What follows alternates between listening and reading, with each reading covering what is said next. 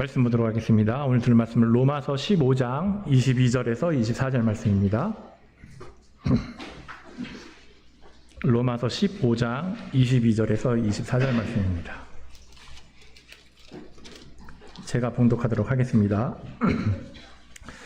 그러므로 또한 내가 너희에게 가려 하던 것이 여러 번 막혔더니 이제는 이 지방에 일할 곳이 없고 또 여러 해 전부터 언제든지 서바나로 갈 때에 너희에게 가려는 원이 있었으니 이는 지나가는 길에 너희를 보고 먼저 너희와 교제하여 약간 만족을 받은 후에 너희에 그리고 보내줌을 바랍니다. 그러나 이제는 내가 성도를 섬기는 일로 예루살렘에 가노니. 한 절을 읽었네요. 자, 이 시간 선교에 동참하는 교회라는 제목을 가지고 우리 박기수 목사님 나오셔서 말씀 전해 주시겠습니다.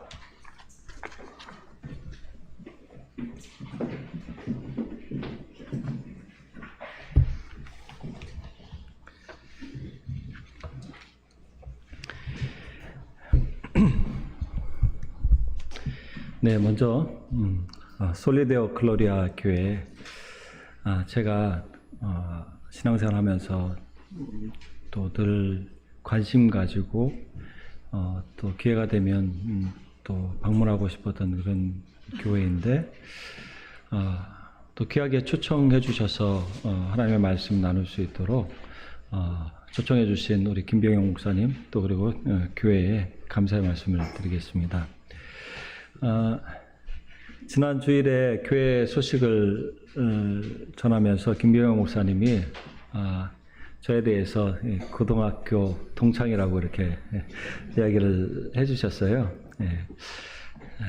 김병영 목사님하고는 그래서 제가 김병영 목사님의 고등학교 시절을 좀 아는 사람입니다. 고등학교 3학년 동창이었어요. 고등학교 3학년 때 대학 입시를 위해서 열심히 공부했던 친구였는데, 제가 미처 이 김명용 목사님이 신학교에 갔다는 얘기는 못 들었어요. 그런데 대학 진학 후에 1년인가를 지나가지고 시내에서 한번 우연찮게 만났는데 신학대학교를 갔다는 얘기를 그때서야 듣게 되었어요. 그래서 그 이후로 또 뭐 군대 갔다 오고 신학대학원에 제가 나중에 이제 진학했을 때 거기서 또 만나게 되었고, 무엇보다도 종교개혁을 통해서 회복된 교회의 신앙의 내용인 개혁신앙의 내용을 누구보다도 더 잘 가지고 그 정신을 따라서 교회를 섬기고 목회하는 그런 모습을 멀리서나마 제가 또 보고 또 배울 수 있었어요. 친구이지만 한편으로는 존경스럽고 참 귀하게 생각하는 그런 친구이고 동역자인데, 한편 이번에 영국에 선교 그리고 또 세미나차 방문하셨을 때 교회에 이렇게 말씀 전할 수 있는 기회를 주셨습니다. 여하튼 초청해 주신 또 교회와 김병영 목사님께 감사를 드립니다. 오늘 오후에는 선교에 동참하는 교회라는 제목으로 하나님의 말씀을 좀 나누겠습니다. 우리가 교회 공동체로 이렇게 모여 있는데 하나님께서 택하신 백성들의 공동체로서 교회가 하는 일들이 있지 않습니까? 어떤 것들을 하지요? 여러 가지가 있지만 보편적으로 크게 5가지 정도를 얘기할 수가 있습니다. 교회는 예배하는 공동체다. 예배하죠. 그리고 또 교육하는 공동체예요. 하나님의 말씀을 받아서 그것을 후대 자손들에게 가르치고 교육을 합니다. 한편으로는 주님께서 세우신 주님의 몸과 성도, 교회와 성도를 위해서 봉사하고 그 안에서 교제하는 그런 공동체입니다. 그리고 또 마지막으로 교회가 하는 일들 중에 하나는 복음 전파하는 일이에요. 솔리데오 글로리아 교회가 교회로서 하는 일도 마찬가지지 않습니까? 예, 이렇게 주일에 모여서 우리가 예배를 드려요. 하나님을 예배합니다. 그리고 예배 전에 성도들 모두가 함께 그리고 연령별로 나눠서 하나님의 말씀을 공부하지 않습니까? 가르치고 배우는 일을 해요. 그리고 함께 식사하기 위해서 준비하고 수고하고 봉사합니다. 그리고 식사 후에 또 무엇을 하죠?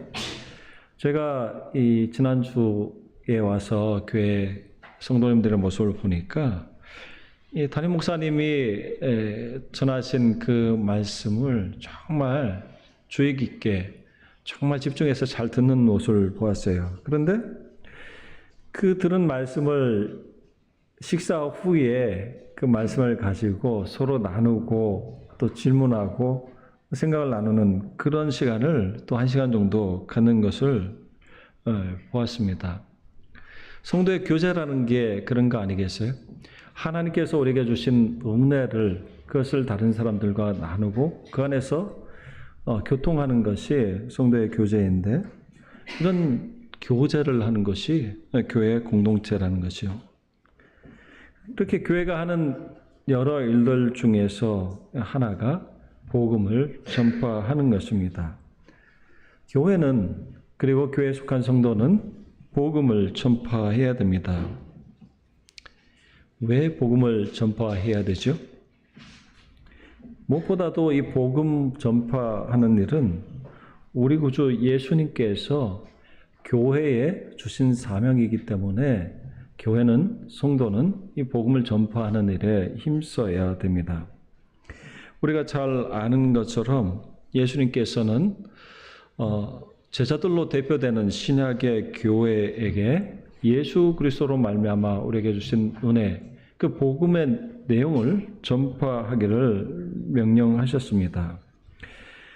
마태복음 28장 18절서부터 20절에 이렇게 말씀을 하십니다. 예수님께서 또 하늘에 오르시기 이전에 제자들 앞에서 하늘과 땅의 모든 권세를 내게 주셨으니 그러므로 너희는 가서 모든 민족을 제자로 삼아 아버지와 아들과 성령의 이름으로 세례를 베풀고 내가 너희에게 분부한 모든 것을 가르쳐 지키게 하라. 볼지어다 내가 세상 끝날까지 너희와 항상 함께 있으리라 하시니라. 그리고 이 사도행전 1장 8절에 보게 되면 이런 또 말씀을 하셨습니다. 오직 성령이 너에게 임하시면 너희가 권능을 받고 예루살렘과 온 유대와 사마리아와 땅끝까지 이르러 내 증인이 되리라. 어떤 말씀을 주셨습니까? 가까운 곳에서부터 예루살렘으로부터 사마리아와 온 유대와 땅끝까지 모든 민족에게 가라는 그런 명령을 제자들에게 주신 것입니다. 가서 무엇을 하라고 하십니까? 예수님의 증인이 되라는 거예요. 예수님을 증거하라고 하십니다. 어떻게 해요? 예수님의 부름을 받은 자신들이 예수님을 따르는 그런 제자들이 된 것처럼 사람들이 예수님을 믿고 따르는 제자가 되게 하라는 것입니다. 예수님께서 분부한 모든 것을 제자들에게 가르치고 몸소 본을 보이시고 드러내신 그런 복음의 내용과 하나님의 은혜를 가르치고 지키게 함으로써 예수님을 증거하라고 말씀하시는 것이죠. 이렇게 예수님을 증거하는 것, 예수님이 누구신지, 예수님이 무엇을 하셨는지, 예수님께서 우리에게 주신 은혜가 무엇인지 전하는 것은 주님께서 우리에게 주신 명령이고 사명입니다. 그런데 이 예수님의 복음을 증거하는 것은 예수님께서 이 땅에 오시기 전에 구약 시대로부터 하나님께서 약속하신 일을 교회를 통해서 전하게 하시는 것입니다. 창세기 26장을 보게 되면 하나님께서 아브라함에게 후사를 약속하시면서 이렇게 말씀하셨습니다. 내 자손을 인하여 천하 만민이 복을 받으리라. 26장뿐만 아니라 몇 군데서 더 하나님께서 아브라함에게 후사를 약속하시면서 천하 만민이 네 자손을 인해서 복을 받을 것이라 이렇게 말씀하셨습니다. 이 창세기에서 하나님께서 아브라함에게 약속하신 네 자손, 아브라함의 자손은 예수 그리스도를 가리킵니다. 어떻게 알 수 있습니까? 신약 성경이 이것을 증거하고 있어요. 갈라디아서 말씀이 이것을 증거합니다. 갈라디아서 3장 말씀을 보게 되면 8절에 이렇게 증거합니다. 또 하나님이 이 이방을 믿음으로 말미암아 의로 정하실 것을 성경이 미리 알고 먼저 아브라함에게 복음을 전하되 모든 이방이 너를 인하여 복을 받으리라 하였으니 3장 14절에 이는 그리스도 예수 안에서 아브라함의 복이 이방인에게 미치게 하고 또 우리로 하여금 믿음으로 말미암아 성령의 약속을 받게 하려 함이니라. 그리고 3장 16절에 이 약속들은 아브라함과 그 자손에게 말씀하신 것인데 여럿을 가리켜 그 자손들이라 하지 아니하시고 오직 하나를 가리켜 네 자손이라 하셨으니 곧 그리스도라. 이 창세기 말씀을 볼 때는 하나님께서 아브라함에게 내 자손 후사라고 말씀하셨을 때 이것이 누군가 창세기만 봤을 때는 분명하지 않지만 이 신약 성경 갈라디아서 말씀이 분명하게 증거하고 있을 때 하나님께서 아브라함에게 말씀하신 이 자손이라고 했을 때 네 자손으로 천하 만민의 복을 얻으리라고 하셨을 때 이것은 예수 그리스도를 가리키는 말씀이라고 증거를 하는 거죠.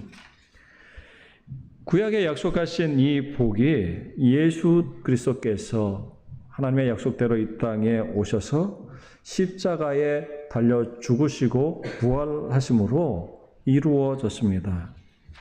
그래서 예수 그리스도를 통해서 하나님께서 그의 택하신 백성들에게 주시는 이 복이 이방인들 가운데 있는 하나님의 택하신 백성들에게 전해지고 미치게 되는 일에 우리 주님께서는 하나님의 교회, 제자들로 대표되는 신약의 교회를 사용하시고 교회에 속해 있는 성도인 우리를 사용하십니다.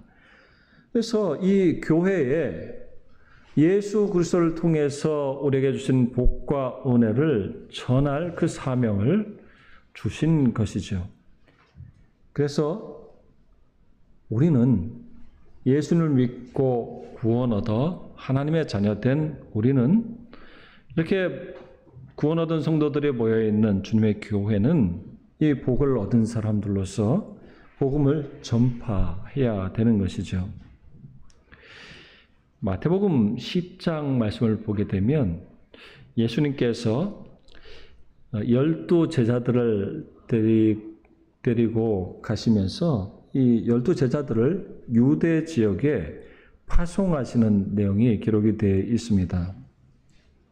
그러면서 유대 지역에 가서 무엇을 하라고 하셨냐 하면 예수님이 이 땅에 오심으로 인해서 시작된 하나님 나라의 복음을 전하라고 하셨습니다. 예수님께서 오셔서 말씀하시고 보이시고 드러내신 것들을 유대 곳곳에 가서 사람들에게 증거하고 전하라는 거죠. 이것은 예수님께서 복음을 전하는 일을 위해서 제자들과 함께 계실 때에 제자들을 미리 훈련시키신 일이었습니다. 제자들은 예수님이 죽으시고 승천하신 이후에 성령이 이 땅에 강림하신 이후에 처음 예수님을 증거하고 증인으로서의 삶을 산 것이 아니에요. 예수님과 함께 있을 때 예수님은 장차 제자들을 통해서 하나님께서 하게 하실 일, 예수님을 증거하고 복음의 내용을 증거하는 일을 미리 이 제자들에게 훈련시키시고 성령님께서 교회 가운데 강림하셨을 때에 이 제자들은 담대하게 예수님께서 함께 그들과 있을 때에 맡기셨던 것처럼 곳곳으로 가서 예수님을 증거하게 된 것이죠. 이 승천하시는 예수님께서는 당신이 약속하신 대로 신약의 교회 가운데 성령님께서 강림하실 때에 예루살렘과 온 유대와 사마리아의 땅끝까지 너희가 복음의 증인이 될 것이라고 말씀하셨습니다. 근데 이 말씀대로 이루어졌다는 것을 증거하고 있는 것이 사도행전의 말씀인 것이죠. 이렇게 복음 전파하는 일은 하나님의 백성인 성도가, 교회가 하는 일입니다. 당연히 성도라면 자신의 삶을 통해서 자기에게 주신 하나님의 은혜를 드러내고 내게 주신 그 은혜를 입으로 또 그 삶으로 증거함으로 이 복음을 드러내는 삶을 살아야 됩니다. 그런데 이 선교라고 했을 때 이 선교는 하나님의 복음을 받아서 복음을 전하는 일입니다. 구체적인 장소와 구체적인 지역의 사람들에게 가서 복음을 전하고 그들이 구원을 얻도록 힘쓰는 일이 선교인 것이죠. 사도행전은 복음이 어떻게 여러 곳으로 퍼져가고 전해졌는지를 알려줍니다. 근데 이 사도행전 13장 말씀을 보게 되면 유대인들이 아닌 이방인들에게도 복음이 전해졌고 이스라엘 지역이 아닌 이방 지역에 복음이 전해졌는데 이 이방 지역에 있는 교회가 이방인들에게도 허락하신 예수 그리스도로 인해서 주시는 그 복을 전하기 위해서 선교사를 파송한 일을 소개를 하고 있습니다. 수리아 지역에 있는 안디옥 교회가 바나바와 바울을 이방 지역에 예수 그리스도를 전하는 선교사로 파송을 한 것이죠. 이방인들에게도 복음이 전해져야 되고 이방인들도 구원을 얻는 것이 하나님의 뜻이었기 때문에 이 바나바와 바울을 선교사로 보낸 것이죠. 이방 지역에 특정한 사람들을 위해서 복음을 전하는 사람들을 보낸 것입니다. 여러분, 교회 전체가 두 사람을 대표로 세워서 복음을 전하기 위해서 보낸다는 것은 그냥 보내는 것이 아닙니다. 보냄을 받는 그 사람들을 위해서, 그들이 하는 일을 위해서 기도하고 그들이 그 일을 하는 데 있어서 필요한 모든 것을, 그것을 돕는 것을 포함하는 일이에요.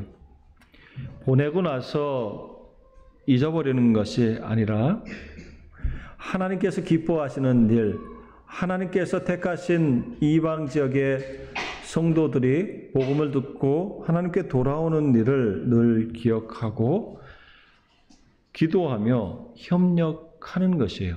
교회가 선교사를 보낸다는 것은 그렇습니다. 그렇게 보냄을 받은 사람은 어떤 마음이 들겠습니까? 자기를 복음을 전하는 그 일을 위해서 세워서 보낸 그 성도들, 교회를 기억하면서 복음을 전하지 않겠습니까? 이 사도행전을 보게 되면 사도 바울은 그렇게 복음을 전하고 있습니다. 그리고 전도 여행을 마치고는 꼭 자신을 보낸 그 수리아의 안디옥 교회로 돌아와서 교회 성도들 앞에서 보고를 하는 거예요. 하나님께서 나를 통해서 복음을 전하게 하셨을 때 곳곳에서 하나님께서 택하신 성도들이 복음을 듣고 예수를 믿고 하나님께로 돌아온 일을 이야기하고 찬양하고 감사하는 일이 이 바울 사도의 사역이었고 모습이었습니다. 사도 바울은 그래서 한 차례 전도 여행을 마칠 때마다 늘 자신을 파송했던 그 안디옥으로 들어가서 그 하나님께서 주신 은혜를 성도들과 함께 기뻐하고 찬양을 하는 것입니다. 우리 솔리데오 글로리아 교회도 예수님을 믿는 사람들이 없는 무슬림권의 어느 지역으로 선교사를 파송한다고 이렇게 생각을 한번 해 보십시다. 선교사를 여러분들 파송한다 그러면 어떻게 보내시겠습니까? 선교하는 일에 우리 교회가 또 동참해서 하겠다고 할 때 성도들이 이 일을 위해서 먼저 기도하겠죠. 그리고 계획을 세우고 그 계획을 세우는 일에 목사님과 또 재직들과 성도들이 함께 마음을 나누고 기도할 것입니다. 그리고 어떻게 도울 것인지를 정해서 보내고 파송할 거예요.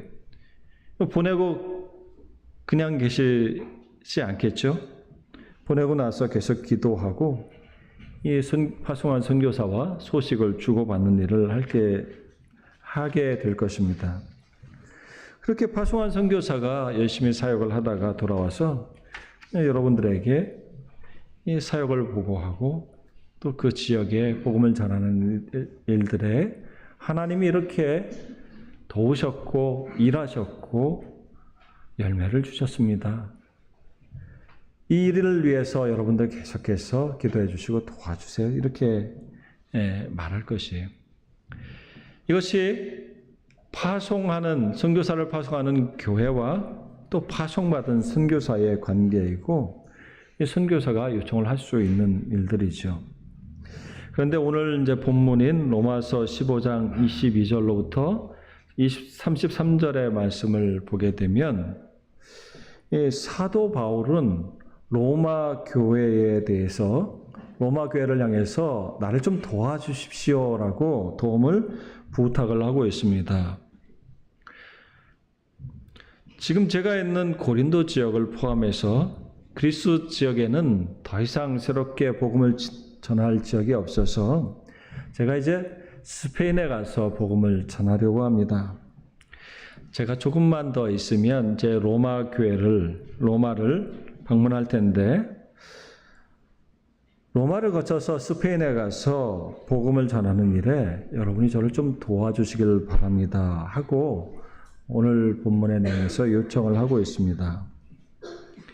여러분, 로마 교회가 사도 바울을 파송한 교회입니까? 로마 교회는 사도 바울을 파송한 교회가 아니었어요. 그럼에도 바울 사도는 로마 교회에 대해서 로마 교회를 향해서 제가 선교에 대해서 주의 복음을 증거하는 그 일에 대해서 이런 계획이 있습니다. 이 일을 위해서 여러분이 저를 도와주시기 바랍니다 하고 요청을 하고 있어요. 이렇게 당당하게 부탁하고 말할 수 있는 이유가 무엇일까요? 사도가 이렇게 로마 교회에 대해서도 나를 좀 도와달라고 요청할 수 있는 것은 복음을 전하는 그 일은 그 누구라도 어떤 교회라도 마땅히 해야 되는 일이기 때문에 이렇게 말할 수 있는 것입니다. 나는 안디옥 교회가 파송하고 나를 위해서 기도하고 도와서 여러 곳에서 복음을 전하는 그런 사람이지만 이 복음을 전하는 일에 여러분들의 공동체 로마 교회가 함께 하자고 동참하자고 이렇게 요청을 하는 것입니다. 그래서 오늘 본문에 있는 바울 사도의 이 선교에 대한 계획과 부탁은 이 땅에 있는 교회가 선교에 어떻게 동참하고 도울 것인가에 대해서 우리에게 가르침을 주고 있습니다. 어떻게 선교하는 일에 교회가 동참을 할 수가 있을까요? 첫 번째로 기도를 통해서 교회는 성도는 선교에 함께 할 수가 있습니다. 사도는 오늘 본문을 보게 되면 먼저 로마 교회 성도들에게 기도를 부탁을 하고 있습니다. 바울 사도는 사바나, 오늘날의 이 스페인 지역입니다. 이 사바나로 가는 길에 로마를 방문할 계획이었지만 먼저 예루살렘으로 가야만 됐습니다. 왜냐하면 그리스의 마게도냐 그리고 아가야 지역의 성도들이 예루살렘 교회가 어려움을 당했다 하는 이야기를 듣고 그 예루살렘의 성도들을 돕기 위해서 구제 헌금을 모았습니다. 그래서 그 일을 전달하는 일이 사도 바울에게 먼저 주어졌어요. 그래서 사도는 이 일을 마친 후에 로마로 가려는 계획을 가지고 로마 교회에 이야기를 하고 있어요. 그래서 사도는 내가 이 구제 헌금을 예루살렘 교회에 잘 전달하고 그 이후에 로마 교회에 방문하는 것과 그 이후에 복음을 전하기 위해서 다시 떠나는 일을 위해서 이 일이 잘 되기를 위해서 로마 교회 성도들에게 기도를 부탁을 하고 있습니다. 여러분, 사도가 이 기도를 부탁하는 이유는 사도가 하는 일에 있어서 꼭 대적들의 방해가 있었기 때문입니다.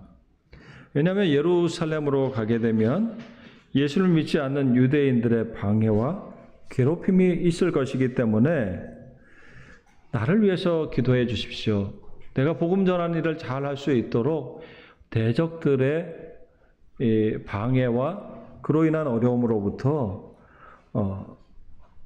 어려움을 당하지 않도록 저를 위해서 기도해 주십시오. 이렇게 부탁을 하고 있어요. 그래서 오늘 본문의 30절 후반부에 보게 되면 나를 위하여 하나님께 빌어달라고 말합니다. 기도해 달라고 요청하는 거죠.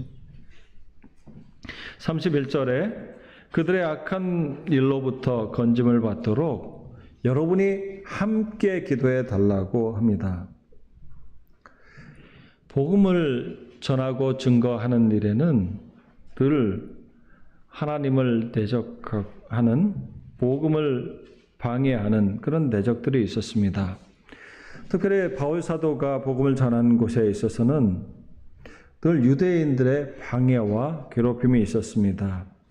데살로니가에서 고린도에서 복음을 전할 때 유대인들로 인해서 큰 어려움을 겪었습니다.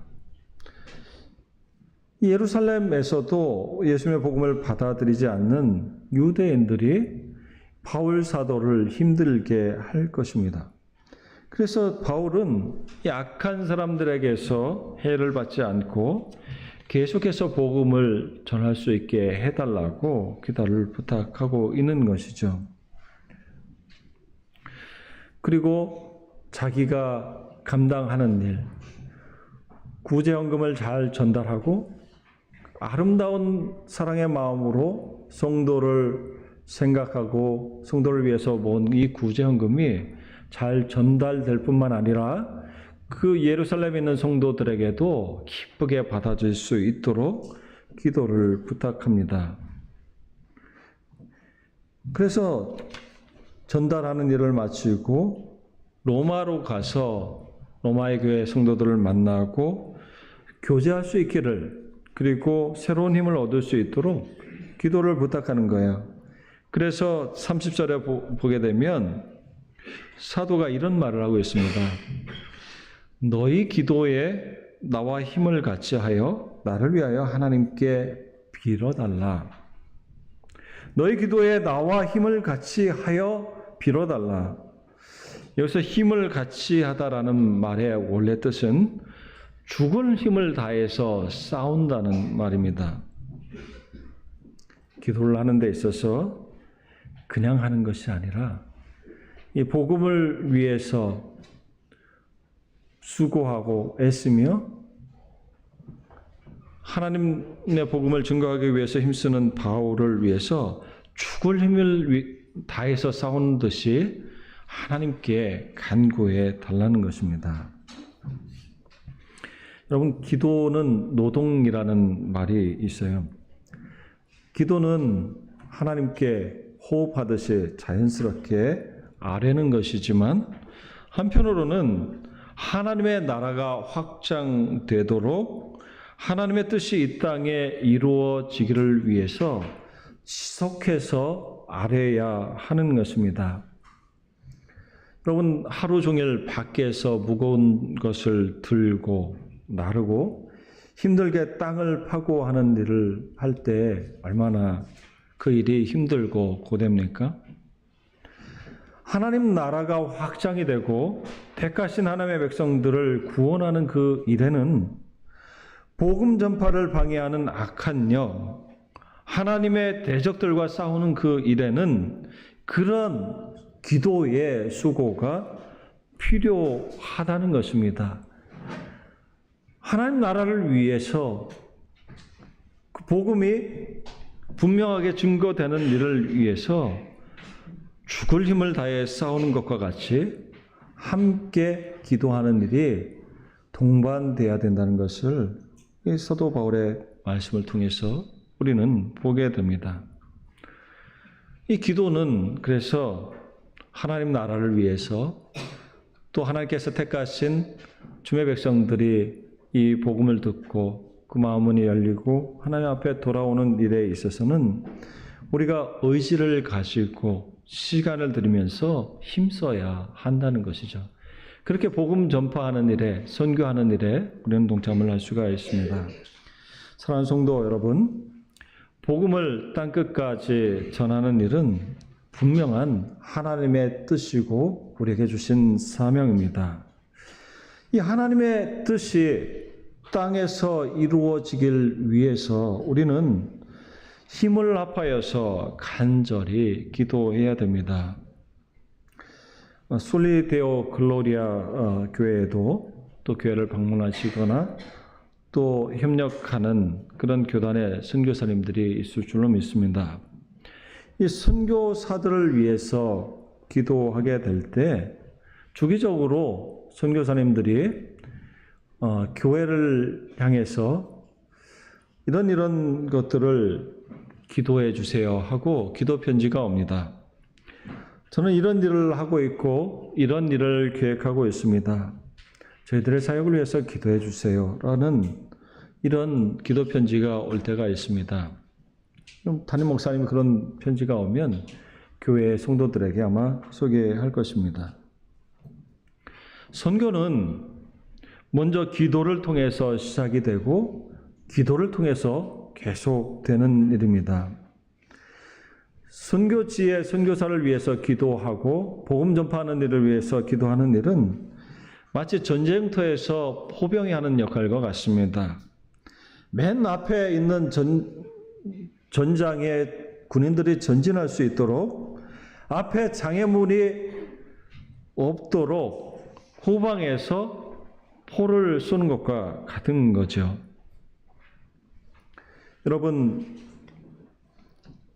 여러분들이 매일 그리고 또 정해진 시간에 기도하시는 내용들이 있을 것입니다. 기도하는 시간이 있으시죠?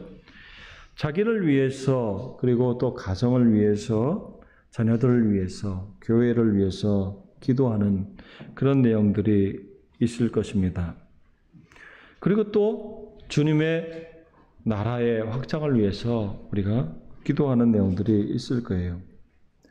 우리가 기도할 때에 우리의 기도의 제목들이 때로는 하나님께서 들어주셔서 또 새로운 기도 제목들이 생기고 기도의 제목들이 바뀌고 하는 것을 우리가 기도 생활을 하면서 경험을 하게 되는데 다른 성도를 위해서 기도할 때도 그렇지 않습니까? 다른 성도의 어려움을 위해서 기도했는데 하나님께서 우리의 기도를 들어주셔서 그 어려움을 이기고 극복하게 하셨을 때 또 새로운 기도의 제목들을 가지고 우리 함께 교회를 이루는 성도들의 기도 제목들을 위해서 우리 함께 기도합니다. 그와 마찬가지로 선교지에서 교회에 기도에 이런 것들을 위해서 기도해 주십시오. 또한 이런 사역을 위해서 기도해 주십시오라고 말할 때 우리는 그 기도의 제목들을 가지고 기도해야 되고 그 내용이 바뀌어진 것들을 우리의 기도 제목을 확인하는 것처럼 확인하고 기도할 수 있는 것이죠. 사랑하는 성도 여러분, 복음을 전하는 일에 그 일을 위해서 그 일에 수고하는 사역자들을 위해서 함께 우리가 기도함으로써 우리는 선교하는 일에 동참할 수가 있습니다. 하나님은 우리가 하나님의 뜻과 기뻐하시는 일을 위해서 기도하기를 바라시고 기도하라고 하십니다.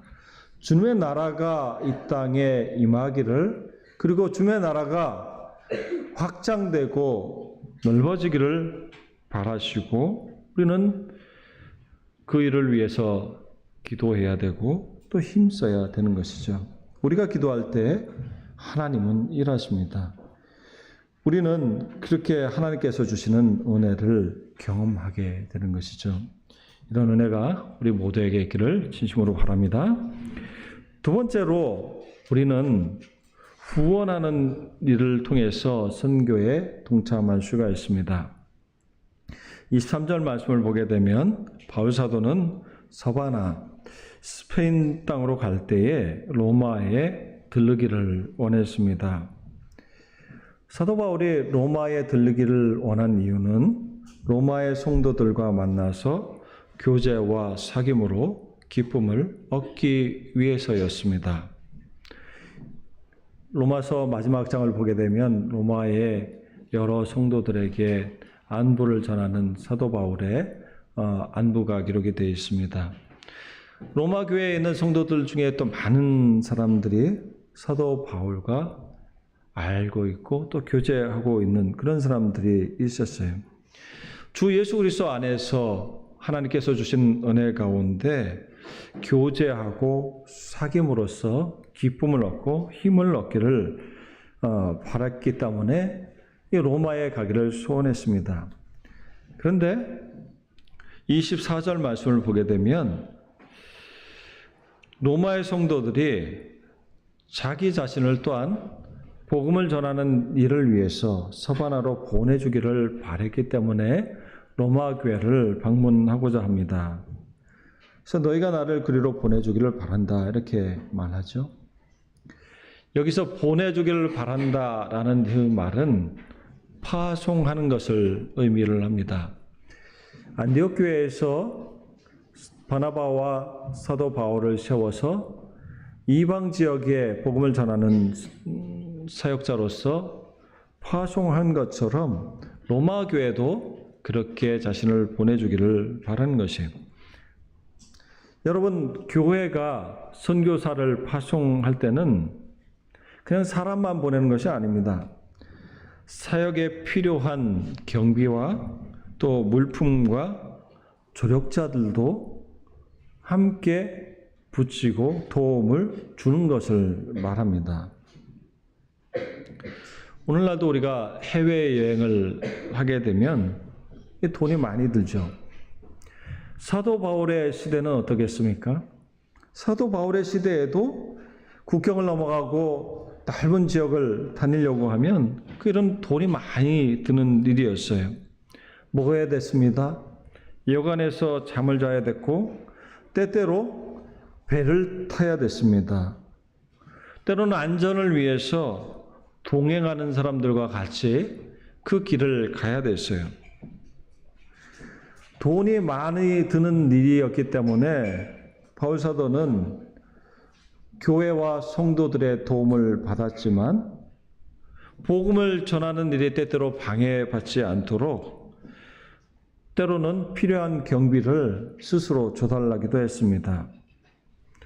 고린도에서 장막 치는 일을 했고 밤낮으로 일하면서 복음을 전하고 성도 양육하는 일을 한 것이죠. 그렇게 복음을 전하는 일에 있어서 그것을 전무할 때 돈이 많이 들어간 것이죠. 복음을 전하는 일에는 여러 가지로 도움이 필요합니다.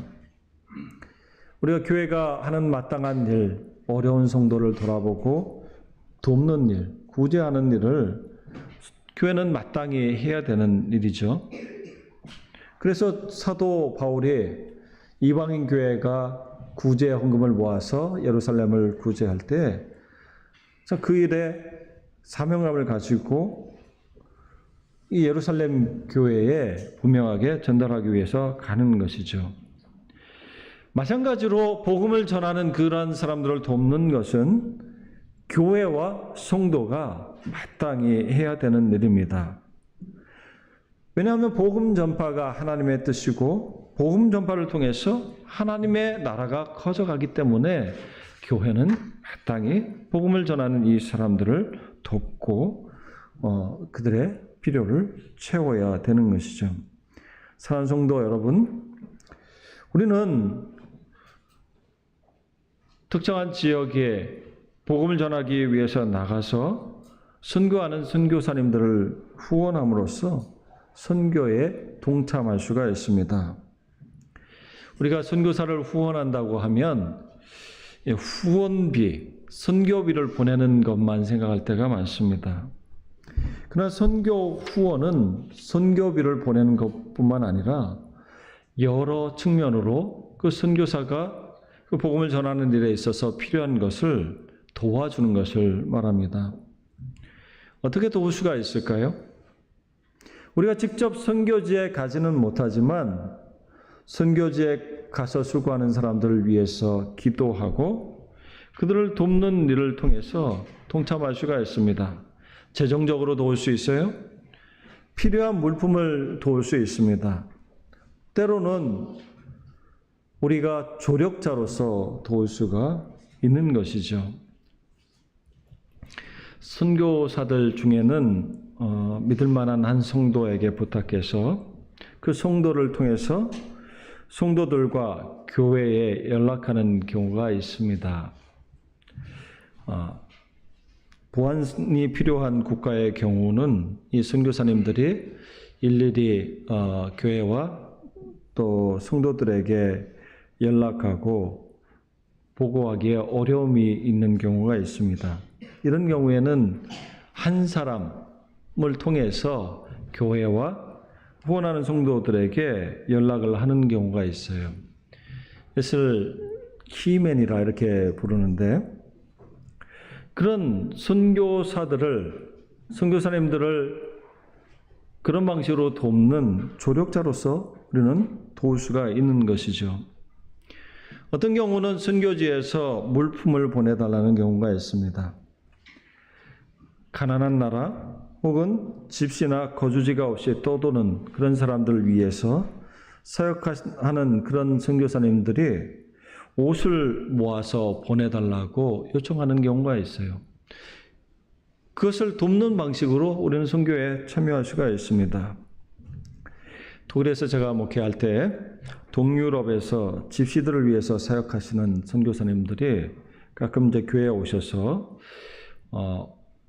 집시들을 위해서 이제 성도님들이 안 쓰시는 그런 옷을 모아 달라고 부탁을 하십니다. 그리고는 1년에 한 차례 정도를 한두 차례 정기적으로 독일에 오셔서 승합차에 가득 실어 가시고는 했습니다.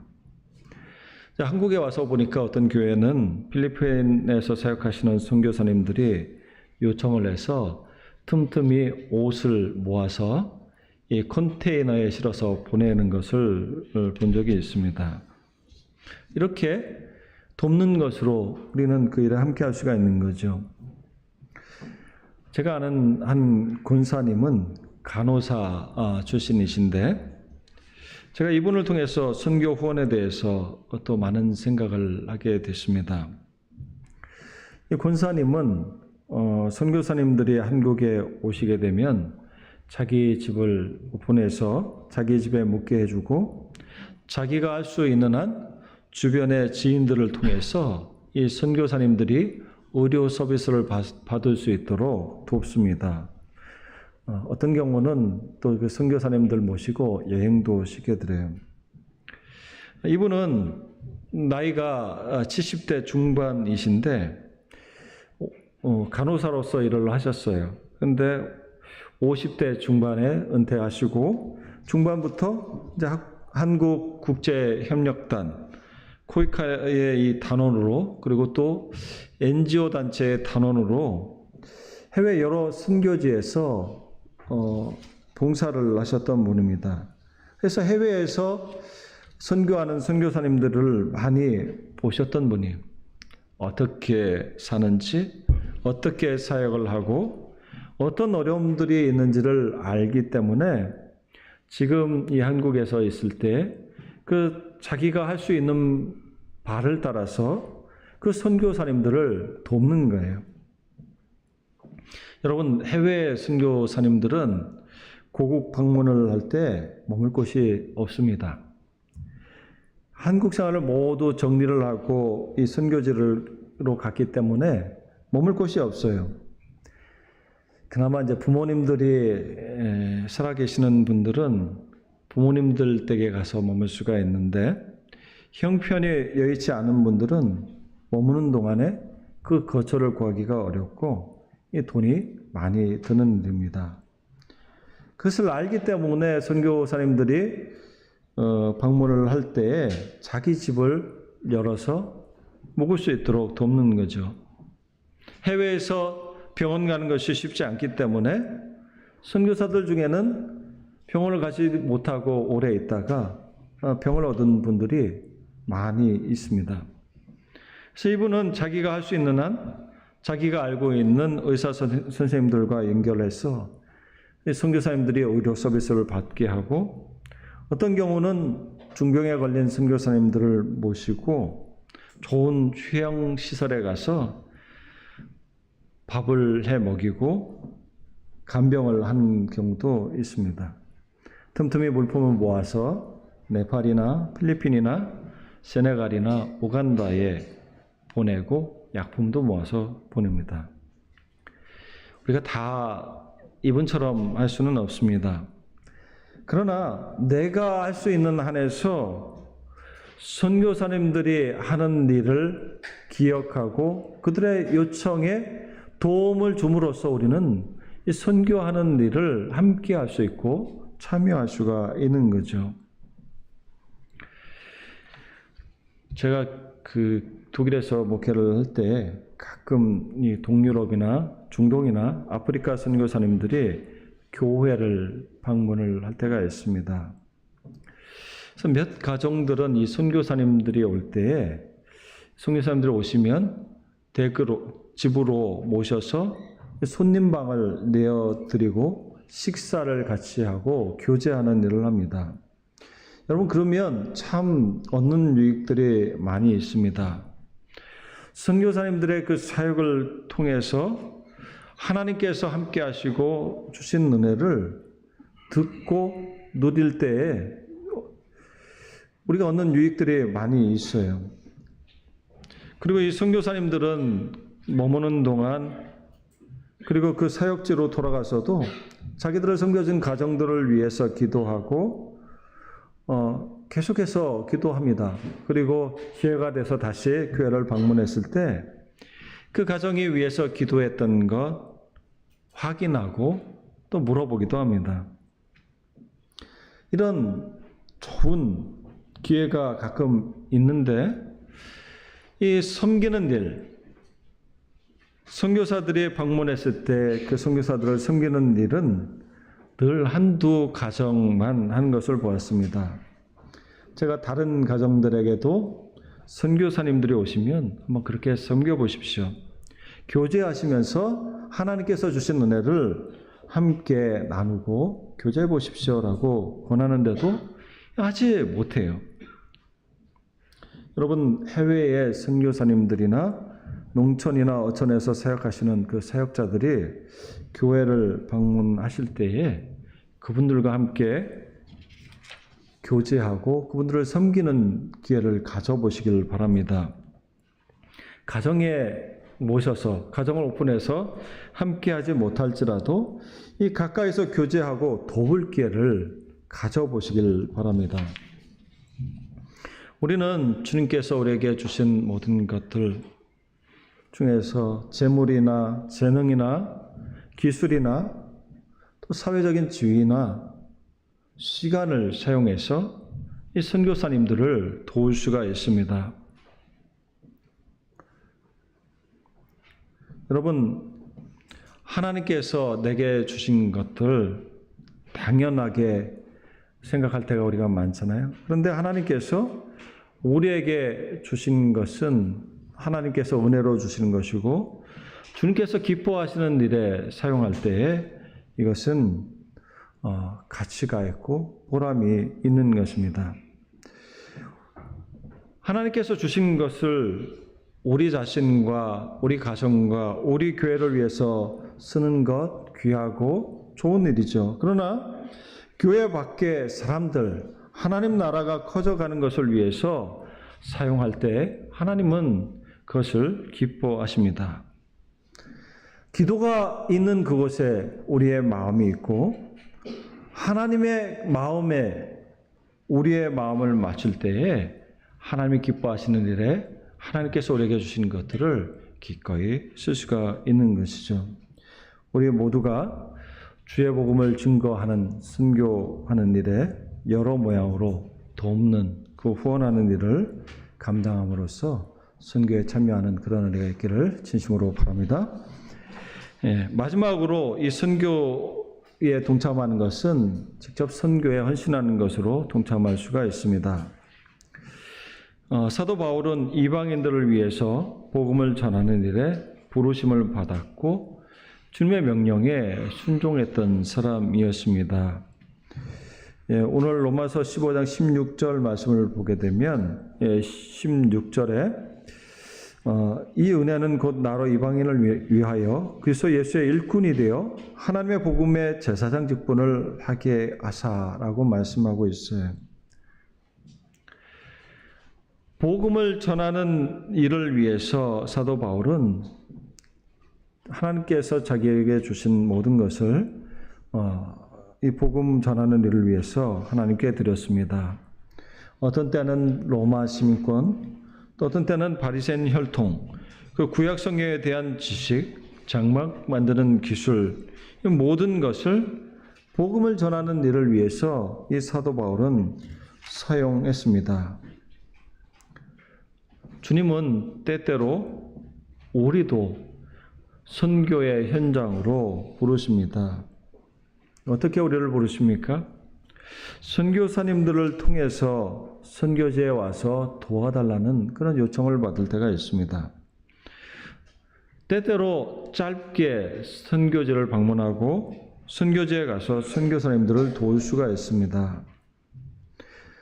일주일이나 2주일 다녀올 수도 있고 3개월이나 6개월이나 1년 선교지에 머물면서 선교사님들을 돕는 일을 할 수가 있습니다.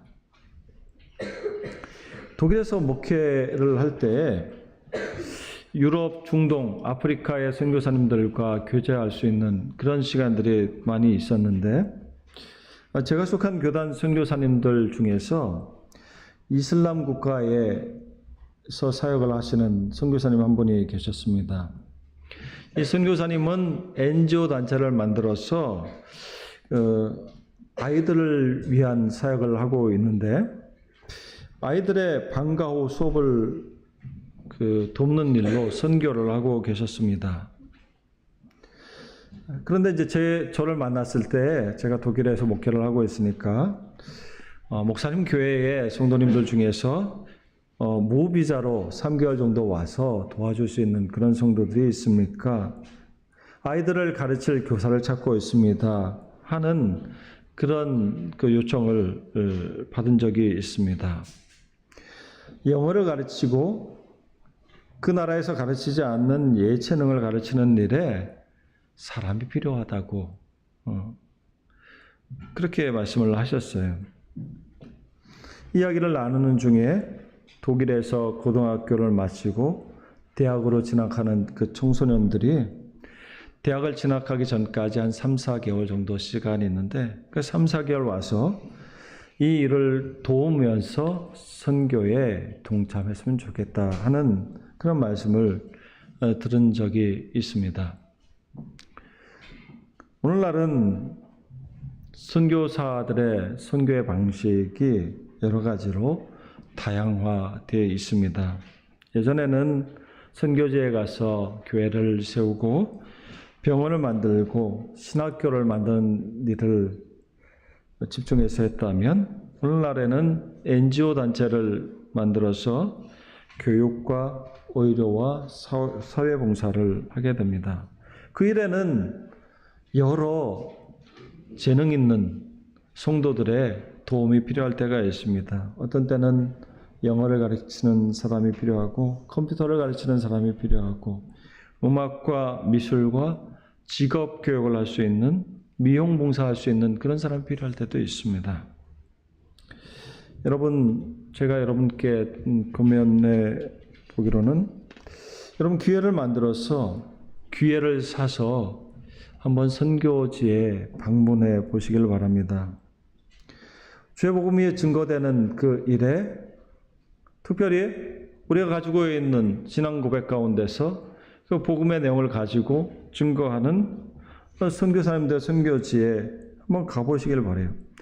그럴 때 우리가 주의 복음이 증거되는 일에 있어서 더 간절히 기도할 수가 있고 또 내게 전해진 그 선교, 그 복음의 소중함도 선교사님들의 수고를 통해서 전해진 그 복음의 소중함도 더 알 수가 있는 것이죠.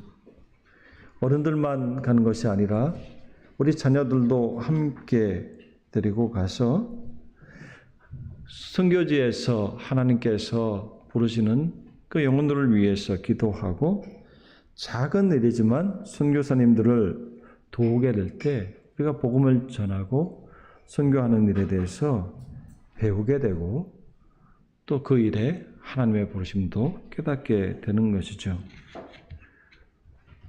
물론 선교지에 방문한다고 해서 다 할 수 있는 것은 아닙니다. 선교사가 다 된다는 것도 아닙니다. 그러나 선교지에 방문해 본 사람이 더 그 선교지를 위해서 간절하게 기도하고 효과적으로 그 일을 도울 수가 있는 것입니다. 사랑하는 성도 여러분, 하나님께서 우리 각 사람에게 주신 그런 재능은 무엇입니까?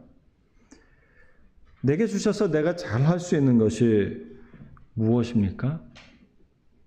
하나님께서 내게 주신 좋은 것들로 하나님의 복음이 전파되는 일을 위해서 우리가 드릴 수 있는 사람이 되었으면 좋겠습니다.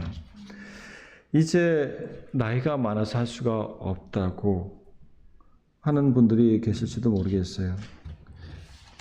아이들을 키우느라 하지 못한다고 하는 분들이 계실지도 모르겠습니다. 그러나 하나님께서 기뻐하시는 일이라면 우리가 마음을 정하고 시작할 때 기도하는 것으로부터 시작할 수가 있습니다. 아무쪼록 우리 모두가 주님의 복음을 전하는 일에 있어서 함께 기도하고 또 후원하고 또 하나님께서 부르시는 일에 헌신함으로써 이 선교하는 데 동참하는 우리 모두가 되기를 진심으로 바랍니다. 기도하겠습니다. 하나님 아버지 감사합니다. 주님께서 저희들을 사랑하셔서 만세전에 주의 자녀로 택하시고 먼저 주의 복음을 듣고 주의 은혜를 입은 자들을 통해서 복음이 저희들에게까지 전해지게 하시고 그로 인해서 하나님의 자녀가 되게 하신 것 감사합니다. 하나님, 이 복음이 증거되는 일에 있어서 하나님은 저희 각자를 또 저희 교회를 부르시고 저를 통해서 하나님께서 택하신 백성들을 부르시는 줄을 믿습니다. 하나님, 선교하는 일에 있어서 주의 복음을 증거하는 일에 있어서 우리가 기도하고 또 후원하며 또 직접 선교에 참여하는 일로서 선교에 동참하는 성도, 교회가 될 수 있도록 저들을 인도하여 주시옵소서. 감사드렸고 예수님의 이름으로 기도드리옵나이다. 아멘.